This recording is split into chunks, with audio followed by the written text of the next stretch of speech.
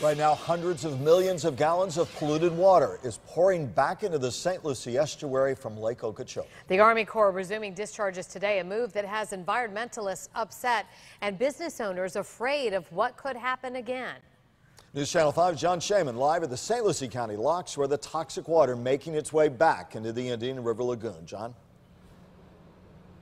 Kelly, Michael, it's a lot of calendar watching right now. The Army Corps of Engineers would like to see Lake Okeechobee down to about 12.5 feet come June 1st, the beginning of hurricane season. Right now it sits at 13 feet 9 inches.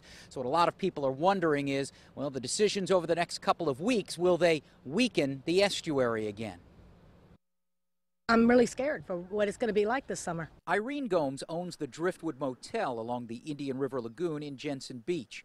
This past tourist season was a good one, but the thought of another summer of toxic water has her nervous. It's going to hurt business. We're going to be having another summer like the summer of 2013. One of her customers today had a bad run-in with the water back then. I was wade fishing for 3 days.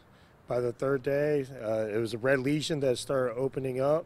Buy the land, send it south. Gomes joined a group of environmentalists Monday in Stewart to protest the Army Corps' decision to reopen the locks and move water east from the lake. Well, things have changed a lot here at Lake Okeechobee in the past week. When I was out here last Monday, there was a huge algae bloom on the eastern edge of the lake, and there was also a lot of algae right here up against the locks. Now, we're not seeing that today. However, the concern from residents and environmentalists is that the stuff that was in the lake is going to make its way down the St. Lucie River. You're killing, all the seagrass, the oyster beds. The Army Corps says moving the algae bloom from the lake toward a saltwater source can cause the bloom to dissipate.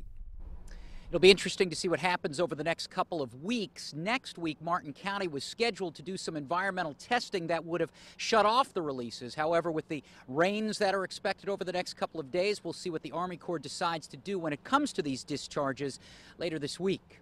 We're live in Stewart. John Shaman, WPTV News Channel 5.